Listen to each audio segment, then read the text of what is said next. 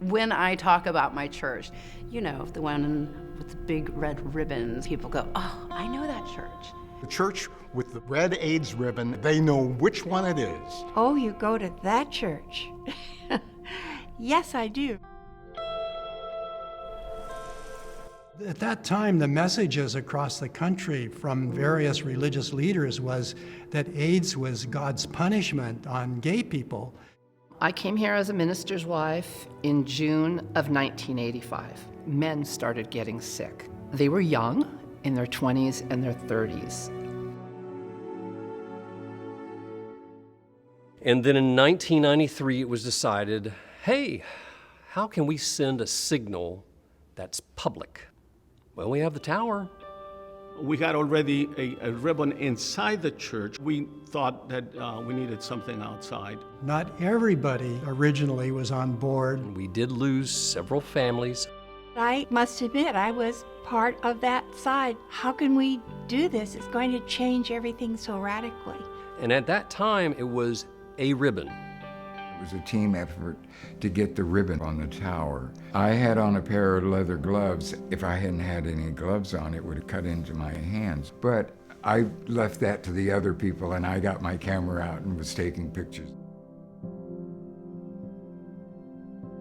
Well, John Ochoa was standing on a ladder, and all the sponsors were gathered around, so we did a group shot.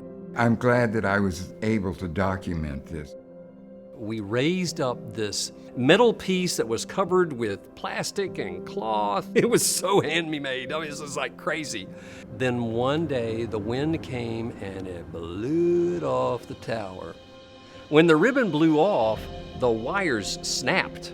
And in fact, we kept the flimsy frame once it was finally removed. Members from the church carried the ribbon during LA Pride.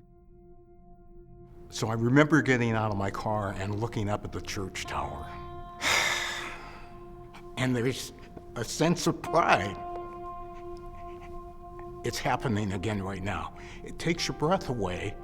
I felt proud for my friends who had passed. I felt like it was an honor to them.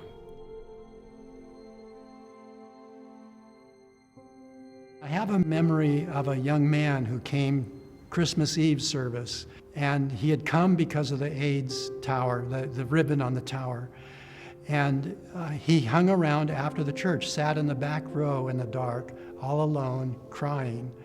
And I was ready to lock up, and I went to him, and he started crying some more and telling me that he'd been kicked out of his home, that he was living with HIV. Eventually, he died, like so many back there in the 90s.